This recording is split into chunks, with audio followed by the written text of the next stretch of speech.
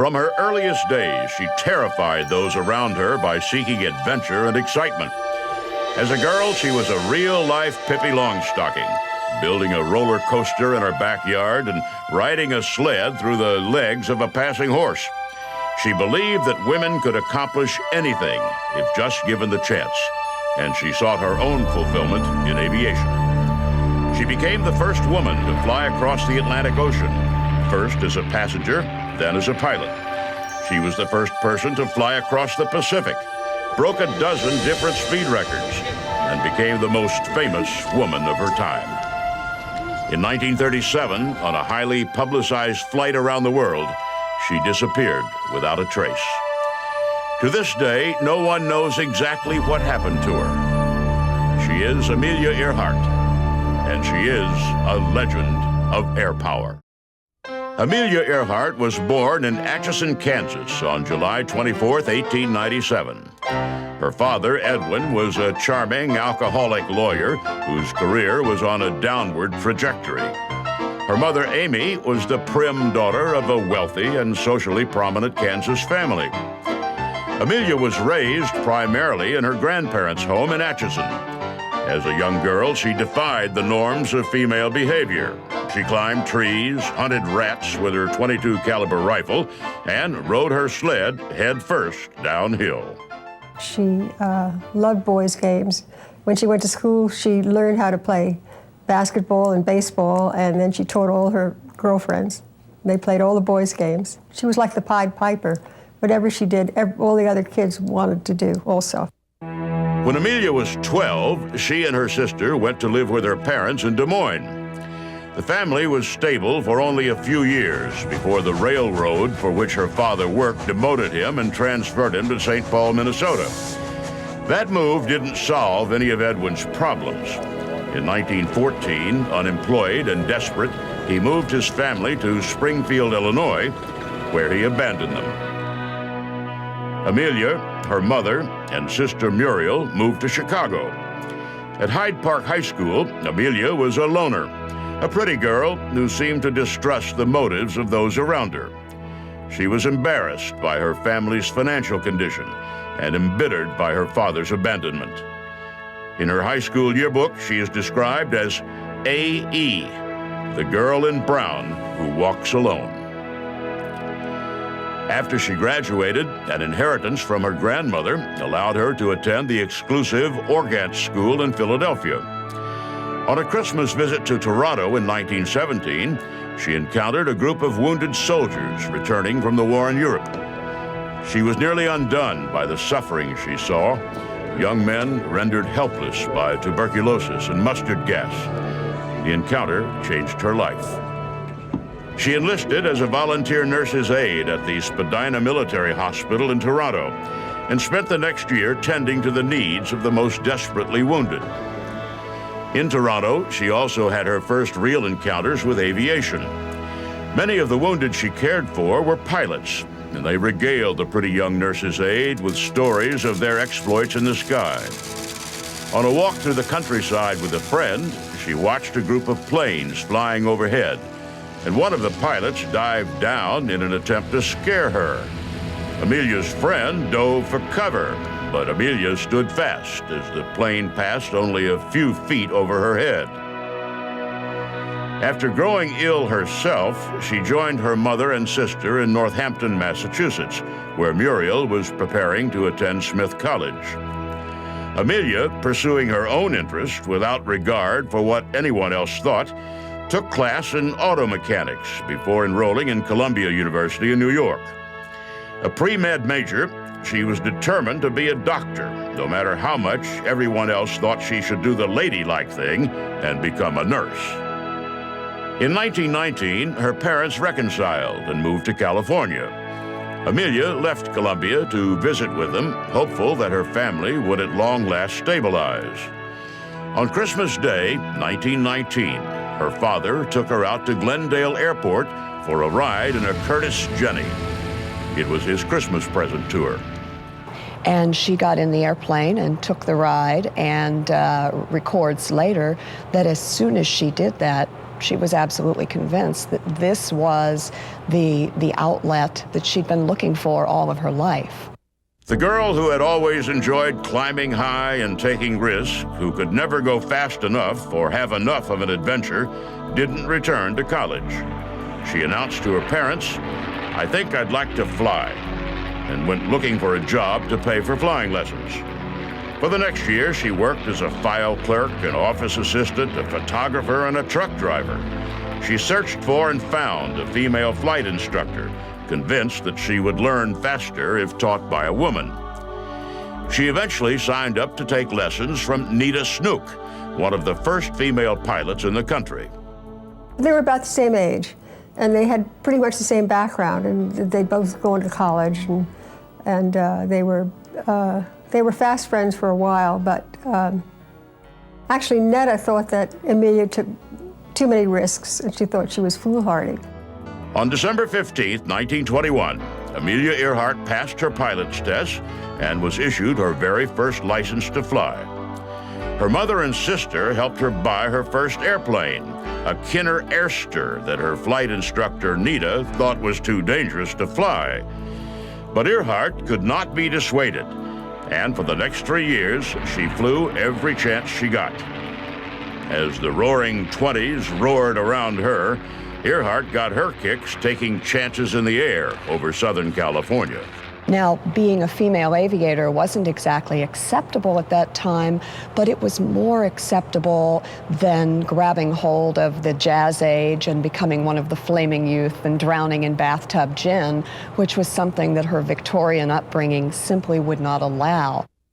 So she flew, developing a reputation as a pilot that bordered on the irresponsible.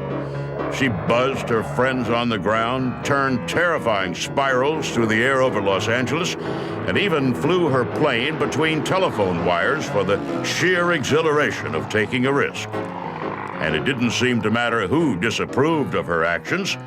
She went right ahead and did what she felt like doing. After learning to fly, Amelia Earhart spent 2 years in Southern California doing nothing but flying. In 1922, she got her first taste of fame when she set the unofficial women's altitude record, flying her plane up to over 14,000 feet. The brief flurry of recognition quickly settled, and she went back to being just another pilot. In 1924, her parents separated again. The sinus infections that had bothered her since her time in Toronto returned, and she was hospitalized. Depressed at once again being torn between the life she was expected to lead and the one she wanted, she sold her planes to pay off her debts. She bought a car and drove with her mother to Boston, where her sister was in school. Unbeknownst to anyone else, Amelia brought with her a file of newspaper articles she had collected. The collection featured article after article on women who had broken out of their traditional roles to become doctors, lawyers, and even champion sharpshooters. Earhart returned to Columbia for a year, but couldn't afford to continue. She returned to Boston and took a job teaching immigrant children, and then became a social worker at a settlement house. She started flying again as a sales representative for Wilfred Kinner, who had built the plane she'd owned in California. She joined the local chapter of the National Aeronautics Association and began to correspond with noted women aviators about forming an organization for women who flew. In 1928, she came to the attention of George Putnam. Putnam, of the Putnam & Sons publishing family, was the aviation dilettante who had published Charles Lindbergh's account of his transatlantic flight. The blizzard of attention Lindbergh's flight had generated changed Putnam's life. A fierce competitor and opportunist, he grasped instantly aviation's potential for generating fame and fortune. He instantly repositioned himself as the publicist to aviation stars and adventurers of all types.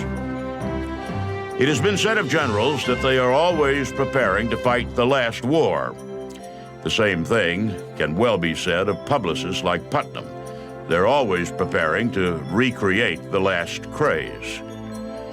When the first planned transatlantic flight by a woman fell through, Putnam took the project over.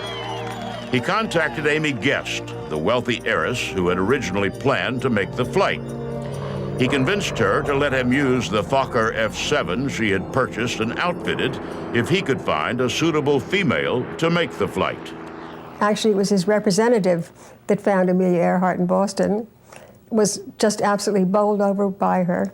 And then when George Palmer Putnam met her, he was bowled over by her too. And then the Guest family were equally impressed, so nobody but Amelia Earhart was ever interviewed. Putnam plugged Earhart into the flight that had been planned for Guest. Attracted by her tomboyish good looks, thin figure, and modest Midwestern demeanor, he envisioned her as a female version of Charles Lindbergh. He christened her Lady Lindy and prepared to recreate the publicity blitz he'd put together for Lindbergh. Initially put off by Putnam, Earhart could not turn down a hard offer to be the first woman to fly the Atlantic. She said at the time, "How could I refuse such a shining adventure?" and left, once and for all, the quiet life of a children's social worker behind her. On the 5th anniversary of Lindbergh's New York to Paris flight, Earhart and co-pilots Wilmer Stutz and Lewis Gordon climbed into the Fokker, which had been named the Friendship. They took off from an airfield in Newfoundland, bound for Great Britain. The adventure was not, perhaps, as shining as she envisioned. Nominally the captain of the flight, Earhart was in fact little more than a passenger. She sat quietly in the cockpit while Stutz and Gordon did the flying. More than 20 hours after takeoff, the Friendship landed in Berryport, Wales. Putnam had done his job well. The flight made headlines all over the world, and those headlines barely mentioned the two men who had done most of the flying. Instead, they focused almost exclusively on Amelia Earhart. He essentially created her from the ground up in terms of her promotional self, which was far different than the very quiet and introspective Amelia that her friends knew. And many people were not comfortable with their relationship and with the way that he appeared to exploit her. Exploited or not, Earhart went along willingly. Though she abhorred being referred to as Lady Lindy, she also recognized that Putnam's stunts enabled her to pursue aviation full-time. He published a quickie memoir of her transatlantic flight that became a bestseller. He got her a job as aviation editor of Cosmopolitan, a magazine that had not shown previous interest in aeronautics. She became the first woman to fly coast to coast across the United States. She bought a Lockheed Vega and used it in air races all over the country. She competed in the first Women's Air Derby, a race from Santa Monica, California to Cleveland, Ohio, and came in third. She set the world women's airspeed record of 181 miles an hour. She signed deals with advertisers, designed a line of luggage, and endorsed a line of women's clothing. She became a sought-after speaker and attraction at air shows. At the same time, she worked diligently to attract women to aviation. She organized and served as president of the 99s, an organization of female pilots that exists to this day. She proved that women could fly, and she did the things that many men were doing. So in that respect, she had a very important impact on what became the United States Air Force, because she proved that women could do this too. And it was harder to say, no, women can't fly, but all you had to do was bring out a picture of Amelia Earhart, and everyone knew who she was. The young woman who had secretly accumulated a file full of articles about women doing things that only men were supposed to do became an inspiration for the generation of girls who grew up to invent the women's movement. She turned Putnam's publicity machine into one of the driving forces for the growth of aviation, particularly among women. And then, in 1931, she did something that shocked the world. She married Putnam, the man who had given her career wings. When Amelia Earhart and George Putnam first met, she was engaged and he was married. 3 years later, when Earhart and Putnam cast off their previous entanglements to marry each other, there was considerable speculation about the nature of their relationship. Their marriage seemed to many based more on business than emotion. The marriage didn't slow down Earhart's aviation career. 2 months after their wedding, Earhart bought an autogyro, a type of aircraft that never moved out of the novelty category, and went to work setting records in it. She went higher than anyone ever had before, and flew the autogyro cross-country under the sponsorship of the Beechnut Company. She wrote another book, and then flew solo across the Atlantic Ocean, making up for the fact that on her highly publicized first flight, she had not really flown at all. Putnam put together publishing and endorsement deals, and Earhart flew the missions. She set and then broke the coast-to-coast speed record for women.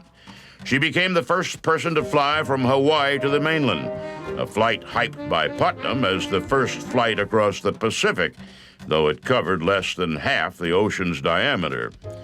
She won 3 consecutive Harmon trophies as the outstanding female aviator, and President Herbert Hoover presented her with the gold medal of the National Geographic Society.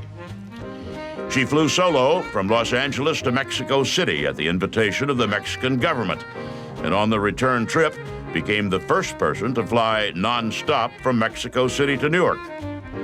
That a flight from Mexico City to Newark made headlines is tribute to Putnam's skills as a publicist, but what he could not finesse was the fact that Earhart was growing tired.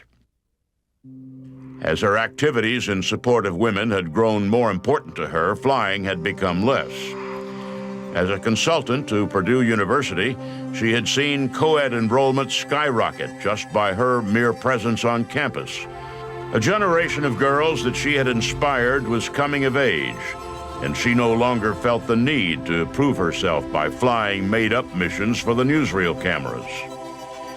Together, Earhart and Putnam dreamed up one last headline-grabbing flight for Earhart to finish on. It would be, without question, the greatest achievement of both of their careers. And when it was done, Earhart would settle down and pursue her broader interests. The Purdue Research Foundation chipped in for a new airplane, a brand new Lockheed Elektra. The plane, after the round-the-world flight, would come back to Purdue for use by Earhart to do research on various aspects of flight. She took delivery of the craft in July 1936 and went to work planning her flight. There have been a lot of round-the-world flights, but never at the equator, and basically it never been done because everybody was still scared of flying the whole width of the Pacific Ocean. Huge. No plane could make it. Even with the Elektra's oversized fuel tanks, the trip would require pinpoint navigational accuracy. Earhart would have to find tiny islands in the vast ocean and land on them with little fuel to spare, hopscotching across the Pacific with almost no margin for error. In March 1937, she set out around the world. Putnam had the publicity machine wound up to full throttle. When Earhart took off from Oakland, California, the whole world was watching. A few days later, when she set out on the next leg of her journey, she crashed on takeoff. She claimed to hit a wet spot. People who were watching said the wing dipped and she ended up ground looping. But whatever happened, she ended up knocking off her landing gear and the plane had to go in for repairs. Earhart recuperated at her friend Jackie Cochran's ranch in California. When she told the story of the Hawaii crack-up, Cochran and her husband, Floyd Odlum, sat in stony silence. She said, well, what's wrong? Aren't you guys going to talk me into going back and doing it again? And nobody said a word except Jackie, who said very quietly, I really hope you don't. Undaunted, on June 1st, Earhart took off from Miami on her redesigned west to east route. Each time she took off and each time she landed, the headlines flashed around the world. She stopped in South America and in Africa, taking the route in legs that were manageable for the airplane and that could be manipulated to generate publicity. She crossed the Middle East, the Asian subcontinent, and the jungles of Southeast Asia. Back home, her husband fueled the publicity fires. The world had never seen anything like this, a 5-week flight around the world with near real-time reporting furnished by ship's telegraphers and the emerging medium of radio.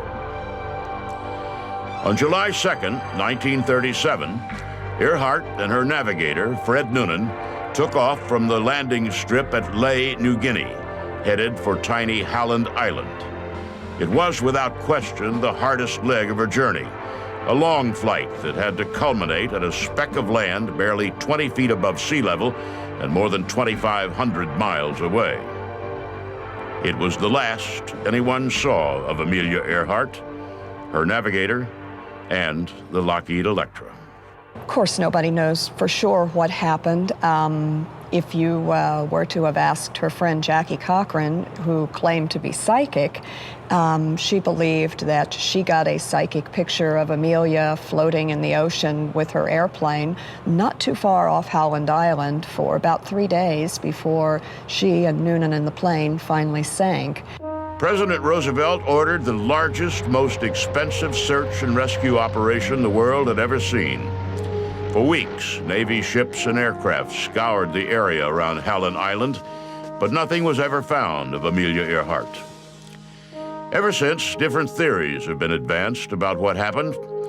There are those who believe that Earhart was on a secret spy mission, captured and killed by the Japanese as they expanded their empire toward World War II. Others have speculated that Earhart and Noonan were secretly in love, and they spent the rest of their lives together on an idyllic Pacific island. The reality is probably as simple as this: a small error in navigation, a short circuit in a radio receiver, and a journey that, under the best of circumstances, would have ended with only a few minutes of fuel to spare. Somewhere below the blue waters of the Pacific Ocean, Amelia Earhart's final airplane awaits discovery. To this day, there are people who continue to search.